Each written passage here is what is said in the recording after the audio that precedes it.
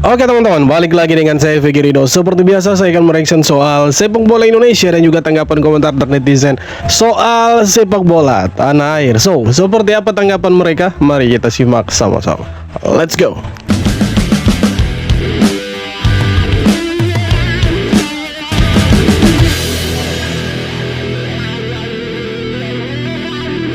Tingginya hampir 2 meter, bek Bundesliga berdarah Maluku ini siap bikin timnas Indonesia makin kokoh.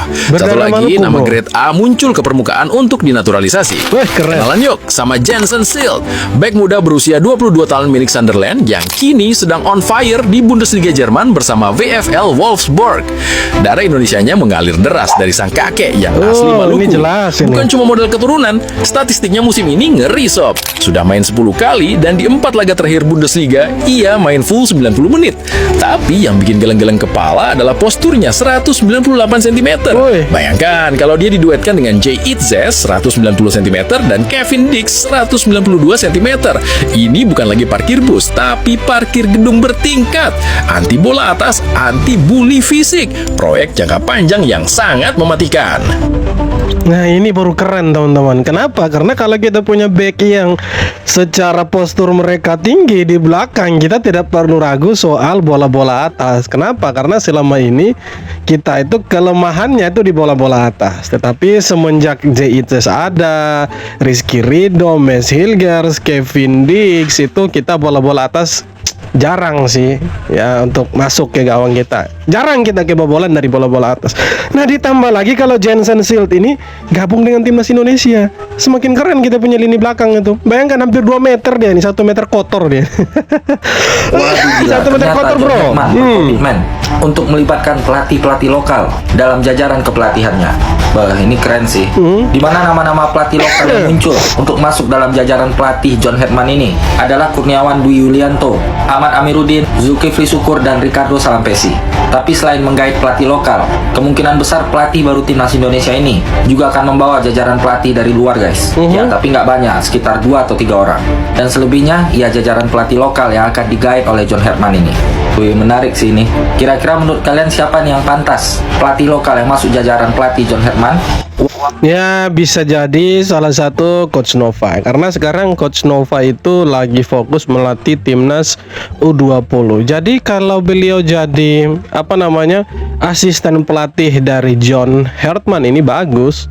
Ya semua ilmunya John Herdman ya jatuh ke Coach Nova, kan keren gitu. Maksudnya masukan-masukan dari pelatih lokal untuk John Herdman juga kan pasti ada gitu kan.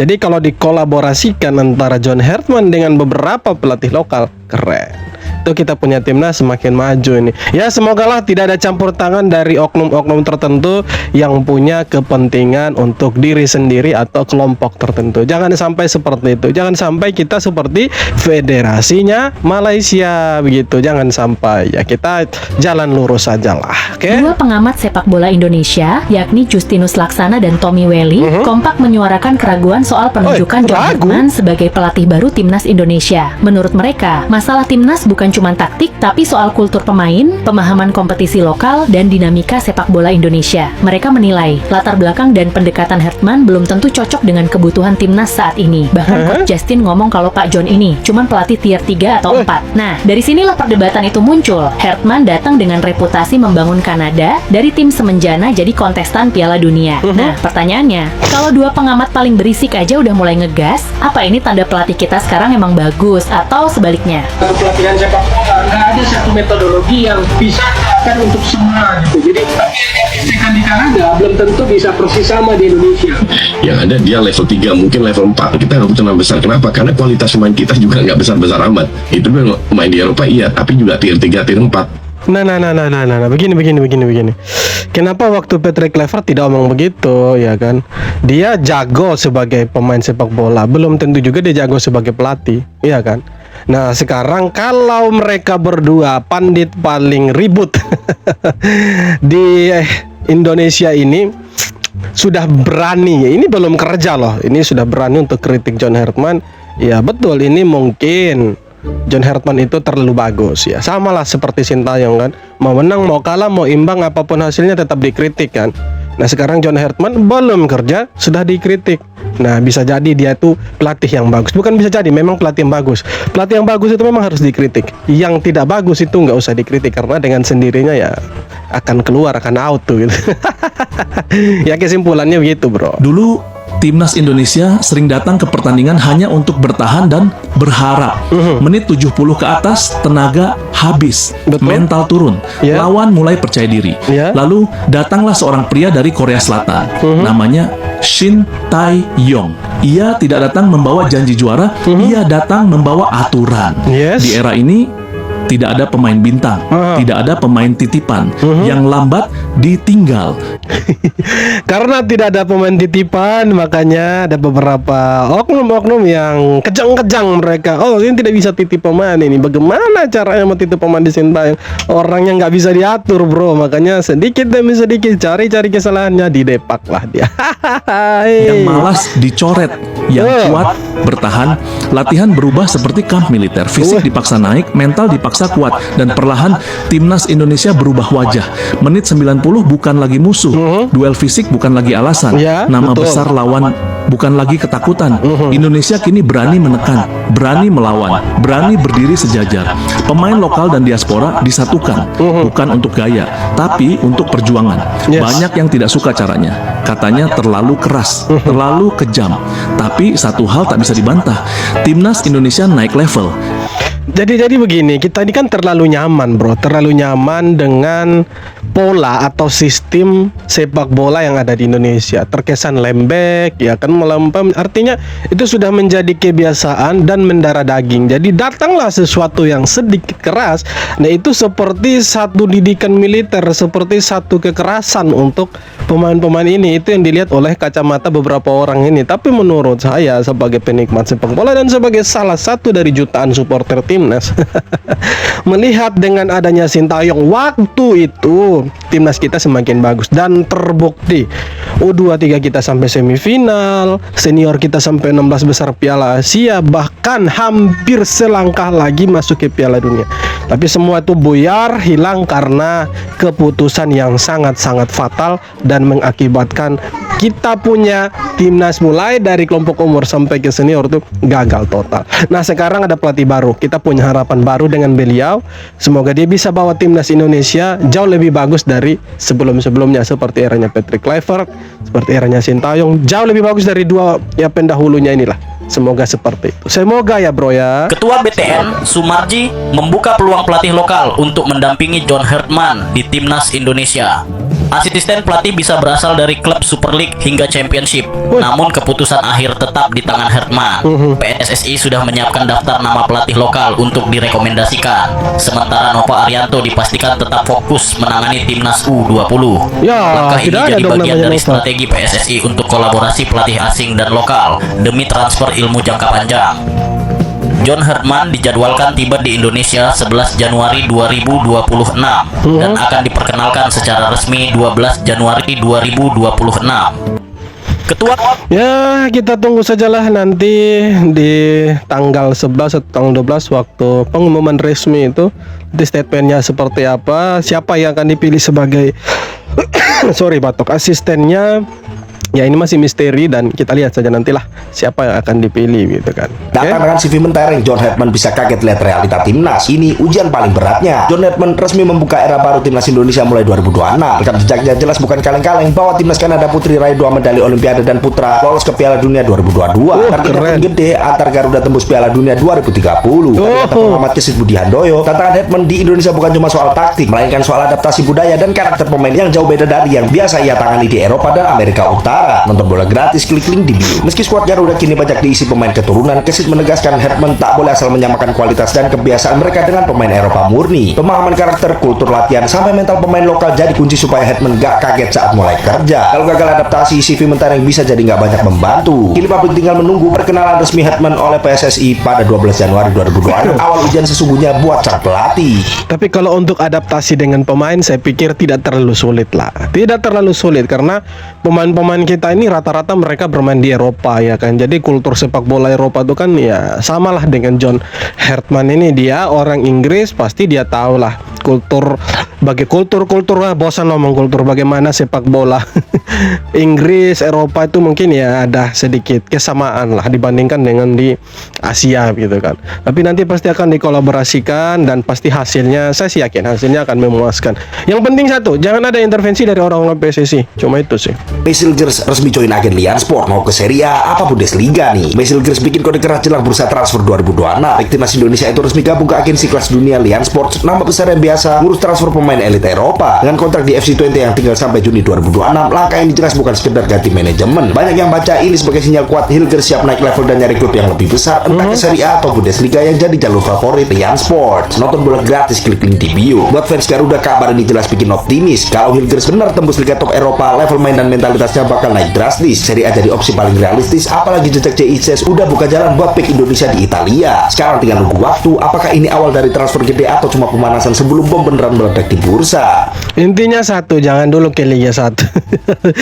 Aduh, jangan dulu ke ya Liga Ang versi light lah. Jangan dulu lah, masih terlalu muda. Jangan dulu, jangan. Berkeliaran lah di Eropa sana ya.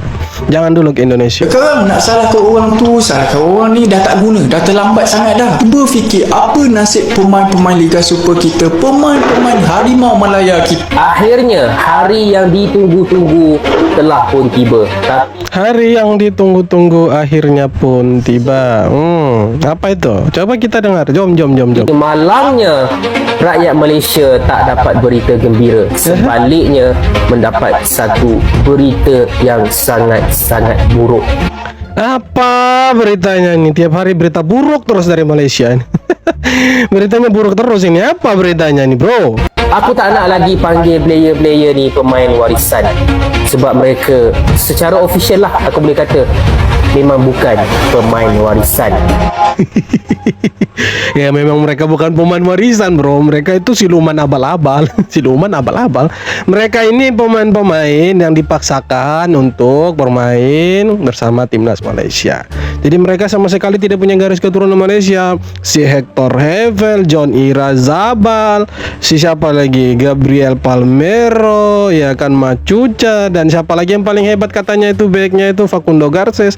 Mereka ini tidak punya garis keturunan Malaysia, tapi dipaksakan, ya kan, dipalsukan dokumennya seolah-olah kakek neneknya itu lahir di sini, di sini di Malaysia.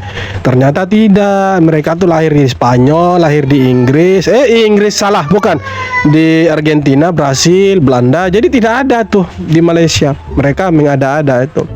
Nah sekarang kabarnya si FAM ini Malaysia akan dibekukan ya, nanti FIFA sama AFC itu akan ambil alih. Nah kalau sampai mereka ambil alih, maka Malaysia, kabar buruknya lagi, mereka tuh kemungkinan besar tidak akan bisa ikut kompetisi elit seperti Piala Asia. Bahkan klub Liga Malaysia pun tidak bisa dan tidak boleh berkompetisi di luar Malaysia. Mereka hanya fokus di Liga Malaysia. Sedangkan ACL Elite, ACL 2 itu mereka tidak bisa ikut. Nah itulah kebobrokannya Federasi Malaysia, gobloknya mereka, tololnya mereka. Nah semoga di Indonesia federasi kita PSSI jangan seperti mereka. Kita tetap di jalur yang lurus. Tapi sejauh ini yang saya lihat memang federasinya kita ya masih lurus-lurus aja. Tidak ada seperti mereka yang menaturalisasi pemain yang bukan pemain Malaysia, bukan pemain Malaysia, Indonesia, dan tidak punya garis keturunan Indonesia. Sejauh ini pemain-pemain yang dinaturalisasi itu benar-benar dan bisa dibuktikan secara dokumen, bisa garis keturunan bisa. Itu sejauh ini itu kita lurus lah. Jadi pemain-pemain ini yang kita naturalisasi selama ini itu memang punya darah Indonesia. Bedalah dengan Malaysia ini. Jadi itulah teman-teman perbedaannya. Kesian sih, tapi kita tidak punya rekan sejawat, tidak punya jiran yang bisa kita troll lagi nanti.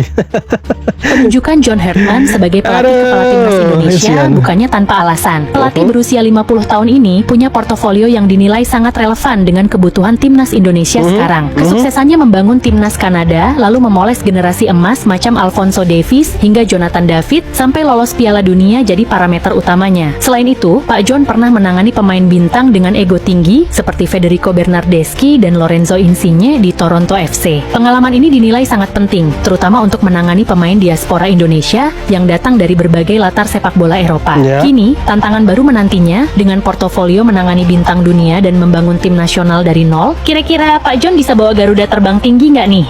Kalau saya sih yakin bisa, tidak mungkin tidak bisa. Pelatih sekelas John Herdman yang sudah malang melintang di Kanada, bahkan timnas putrinya dan timnas putranya itu sampai lolos Piala Dunia, itu sejarah. Mungkin dia satu-satunya pelatih yang bisa melakukan itu, dan ya di Indonesia saya yakin dia bisa lah. Untuk U23 pasti akan lebih berprestasi dari sebelum-sebelumnya, dan untuk senior pastinya akan lebih bagus lagi, dan kita bisa dapat sesuatu yang kita harapkan lah. Dan ya, kita terus dukung timnas, semoga timnas kita semakin bagus. Di bulan Maret ada FIFA Series dan kita dukunglah timnas kita, semoga bisa berjaya di FIFA Series dan peringkat FIFA kita semakin melonjak naik, meninggalkan tetangga kita yang jersinya kuning itu. Kuning artinya apa? Teta. Bercanda. Jadi ya semoga lah timnas kita lebih bagus dan kita ada di 100 besar. Karena itu harapan kita ada di 100 besar. Keren kan kalau 100 besar? Iya, keren dong. Itu makanya kita dukung terus. Yang terpenting apa? Jangan lupa subscribe, bro, biar timnas menang terus. Terima kasih banyak sudah nonton, dan sekali lagi jangan lupa untuk like, comment, dan subscribe. Kita jumpa lagi di video-video berikutnya. Thank you, bro.